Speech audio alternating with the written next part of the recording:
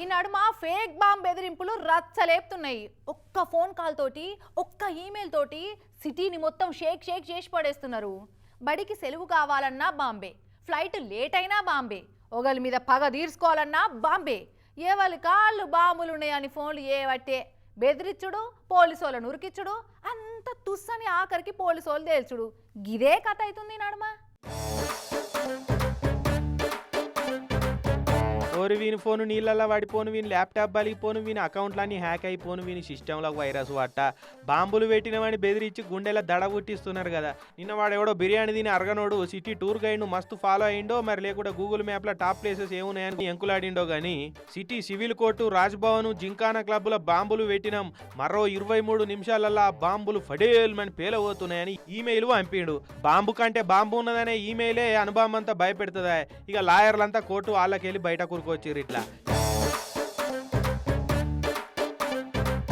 ఇక పోలీసు వాళ్ళు వాసన చూసే కుక్కలతోటి ఏగిరంగా ఉరికొచ్చిర్రు స్పాట్లకు.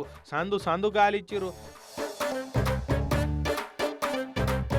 వాసన చూసి కుక్కల ముక్కులకు ఆయాసం వచ్చింది కానీ బాంబు జాడైతే దొరకలేదు. పాపం అటు ఎంబడి ఉరికిన పోలీసు వాళ్ళు బాంబు స్క్వాడ్ వాళ్ళకు కాళ్ళ పిక్కలు పట్టినంత పని అయిందట ఉరికి.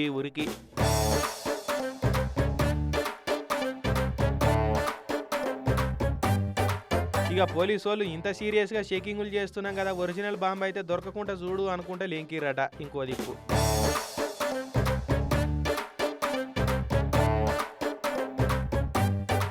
ఈ బాంబుల ఫోన్లు కూడా వీక్ డేస్లో ఆఫీసులకు, బళ్లకు సెలవులు వచ్చేటట్టు ఇట్లా బెదిరిస్తున్నారు. ఇక వీకెండ్లలోనేమో జనం ఎక్కువ ఉండే హోటళ్ళు, రెస్టారెంట్లు, పబ్బులు, బార్లల్లో ఫోన్లు చేసి బెదిరిస్తున్నారు. ఇంకోసారి బాంబు పెట్టినామంటే ఇది నిజమా ఏదైనా సినిమా ప్రమోషనా అని జనాలే నమ్మకుండా చేస్తున్నారు. ఇగో ఇసొంటోళ్ళని దొరకబట్టి అందరు చూస్తుంటే అపరిచితుడు అసొంటి శిక్షలు వేస్తే గానీ ఇంకోటి ఇట్లా ఫోన్లు చేసి బెదిరియరు, అందరి టైం ఖరాబ్ చేయరని ఇక మస్తు గరంగా పట్టిరు కొంతమంది.